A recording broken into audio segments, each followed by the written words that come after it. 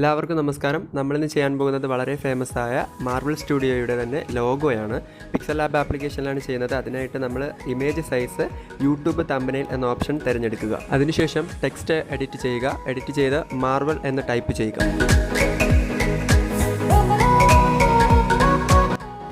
അതിനുശേഷം നമുക്ക് ഫോണ്ട് കൊടുക്കണം. മാർവൽ ഫോണ്ട് ഞാനത് ഗൂഗിളിൽ നിന്ന് ഡൗൺലോഡ് ചെയ്തതാണ്. ഞാൻ ആ ഫോണ്ട് തിരഞ്ഞെടുക്കുകയാണ്.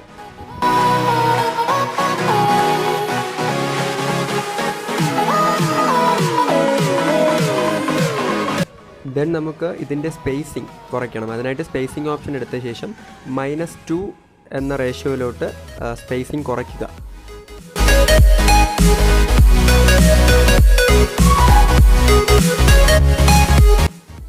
അടുത്ത സ്റ്റെപ്പ് എന്നത് നമുക്ക് നമ്മുടെ ഫോണ്ടിന്, മാർവൽ എന്ന ഫോണ്ടിന് കളർ കൊടുക്കുക. ഓക്കെ, ഒരു ബ്ലാക്ക് കളർ തിരഞ്ഞെടുക്കുക. ഇതിൻ്റെ ആവശ്യം നിങ്ങൾക്ക് പിന്നീട് അടുത്ത സ്റ്റെപ്പിലോട്ട് ചെയ്യുമ്പോൾ മനസ്സിലാകും. നമ്മൾ കളർ തിരഞ്ഞെടുത്ത ശേഷം നമുക്ക് ഇമേജിന് ഒരു ബാക്ക്ഗ്രൗണ്ട് സെറ്റ് ചെയ്യാനായിട്ടുണ്ട്. അപ്പോൾ ഒരു സിൽവർ കളർ ബാക്ക്ഗ്രൗണ്ട്, അത് ഓൾറെഡി ഡൗൺലോഡ് ചെയ്ത് വെച്ചിട്ടുള്ളതാണ്. ഓക്കെ, നിങ്ങൾക്ക് പിക്ചർ കാണുമ്പോൾ മനസ്സിലാകും. ഈ പിക്ചർ നമ്മുടെ ഫോണ്ടിന്, അതായത് മാർവൽ ഫോണ്ടിന് പുറകിലായിട്ട് മാർവൽ ഫോണ്ടിൻ്റെ അതേ വലുപ്പത്തിൽ തന്നെ അഡ്ജസ്റ്റ് ചെയ്യുക.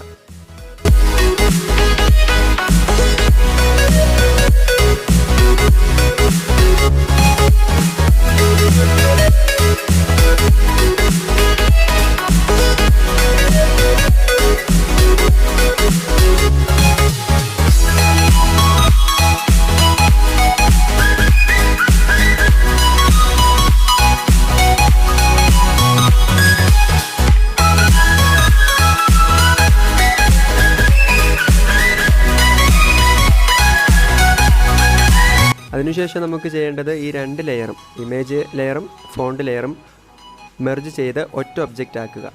അതിനുശേഷം നമ്മൾ എറേസ് കളർ എന്ന ഓപ്ഷൻ തിരഞ്ഞെടുക്കുക. അവിടെ എനാബിൾ ചെയ്ത ശേഷം ബ്ലാക്ക് കളർ നമ്മുടെ ഇമേജിൽ നിന്നും റിമൂവ് ചെയ്യുക. ഇക്കാരണത്താലാണ് നമ്മൾ നേരത്തെ നമ്മുടെ ഫോണ്ടിന് ബ്ലാക്ക് കളർ കൊടുത്തത്.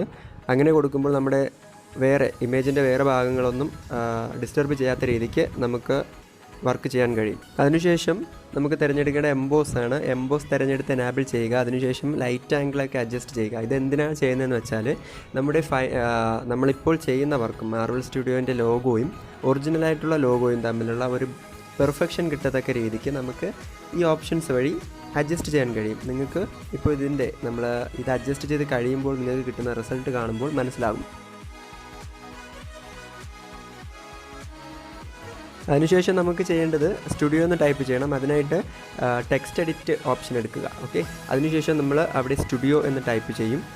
സ്റ്റുഡിയോ എന്ന് ടൈപ്പ് ചെയ്ത ശേഷം നമുക്ക് അതിൻ്റെ ഫോണ്ട് ഗൂഗിളിൽ നിന്ന് ഡൗൺലോഡ് ചെയ്ത ഫോണ്ട് തന്നെയാണ്. ആ ഫോണ്ട് ഞാനിവിടെ സ്റ്റുഡിയോ എന്ന ടെക്സ്റ്റിന് അപ്ലൈ ചെയ്യുകയാണ്. സ്റ്റുഡിയോ എന്ന ടെക്സ്റ്റിന് ഉപയോഗിക്കുന്ന ഫോണ്ടിൻ്റെ പേര് ഗോബോൾഡ് ലൈറ്റ് എന്നാണ്. ഗോബോൾഡ് ലൈറ്റ് എന്ന ഫോണ്ടാണ് നമ്മൾ സ്റ്റുഡിയോ എന്ന ടെക്സ്റ്റിന് ഇവിടെ ഉപയോഗിക്കുന്നത്.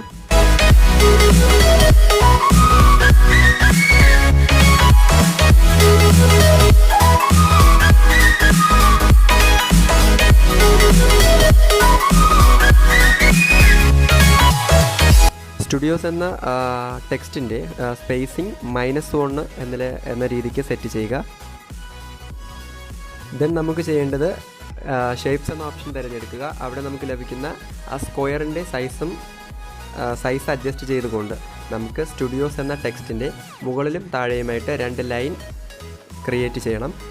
നമ്മൾ ഈ 2 ലൈൻ ക്രിയേറ്റ് ചെയ്ത് അഡ്ജസ്റ്റ് ചെയ്ത് കഴിയുമ്പോൾ നമുക്ക് നമ്മുടെ ടെക്സ്റ്റ് വർക്ക്, അതായത് നമ്മുടെ ലോഗോയിൻ്റെ ടെക്സ്റ്റ് വർക്ക് ഫിനിഷ് ആകും. ദെൻ നമുക്ക് ചെയ്യേണ്ടത് ഇതിൻ്റെ ബാക്ക്ഗ്രൗണ്ട് വർക്ക് മാത്രമാണ്.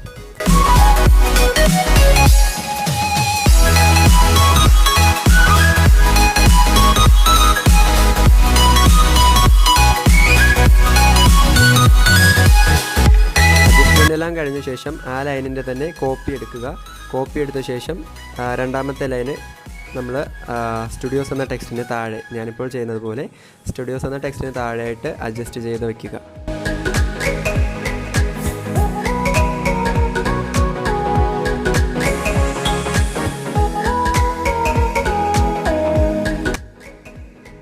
അതിനുശേഷം നമുക്ക് ചെയ്യേണ്ടത് സ്റ്റുഡിയോസ് എന്ന ആ ടെക്സ്റ്റും അതിന് മുകളിലും താഴെയുമുള്ള 2 ലൈനും കൂടി മെർജ് ചെയ്ത് ഒറ്റ ഒബ്ജക്റ്റ് ആക്കുക. അടുത്തതായിട്ട് നമുക്ക് സ്റ്റുഡിയോസ് എന്ന ടെക്സ്റ്റിന് കളർ കൊടുക്കുക. ഓക്കെ, കളർ തിരഞ്ഞെടുക്കുമ്പോൾ ശ്രദ്ധിക്കേണ്ടത് ഗ്രേഡിയൻ്റ് ഓപ്ഷൻ എടുക്കുക.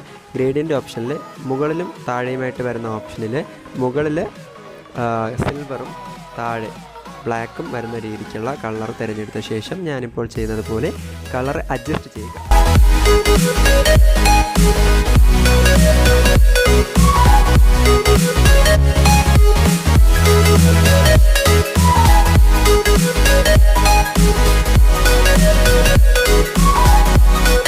കളർ തിരഞ്ഞെടുത്ത ശേഷം നമുക്ക് നേരത്തെ ചെയ്ത പോലെ എംബോസ് ഓപ്ഷൻ തിരഞ്ഞെടുക്കുക. ഓക്കെ, എംബോസ് ഓപ്ഷനിൽ നമ്മൾ അവിടുത്തെ ലൈറ്റ് ആംഗിളും ഇൻറ്റൻസിറ്റിയൊക്കെ അഡ്ജസ്റ്റ് ചെയ്ത് നേരത്തെ മാർബിൾ ഫോണ്ടിന് എന്ത് ചെയ്തു അതേപോലെ തന്നെ ഇവിടെയും അഡ്ജസ്റ്റ് ചെയ്യുക. സൈസ് അഡ്ജസ്റ്റ് ചെയ്യുമ്പോൾ എനിക്കുണ്ടാകുന്ന ഒരു ക്രാക്ക് എറർ എൻ്റെ ഫോണിൻ്റെയാണ്. അപ്ഡേറ്റിന് ശേഷം വന്നൊരു എററാണ്. നിങ്ങളുടെ ഫോണിൽ സംഭവിക്കാൻ ചാൻസ് ഇല്ല.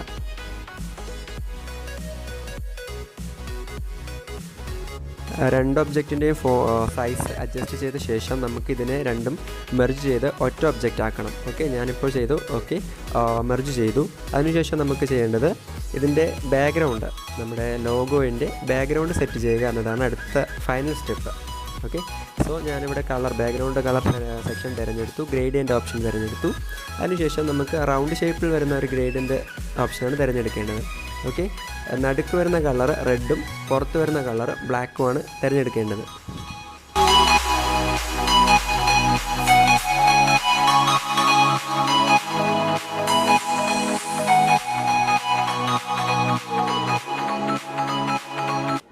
ബാക്ക്ഗ്രൗണ്ട് അഡ്ജസ്റ്റ് ചെയ്ത് കഴിയുമ്പോൾ നമ്മുടെ വർക്ക് ഫിനിഷ് ആകുന്നതായിരിക്കും.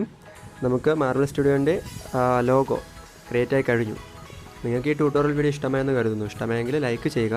നിങ്ങളുടെ അഭിപ്രായങ്ങൾ കമൻറ്റ് ബോക്സിൽ കമൻറ്റ് ചെയ്യുക. ഇനിയും വരുന്ന പുതിയ അപ്ഡേറ്റ് മിസ്സാവാതിരിക്കാനായിട്ട് ചാനൽ സബ്സ്ക്രൈബ് ചെയ്ത ശേഷം ബെല്ലൈക്കൺ എനാബിൾ ചെയ്ത് വയ്ക്കുക. അടുത്തൊരു വീഡിയോയിൽ കാണുന്നത് വരെ എല്ലാവർക്കും നന്ദി.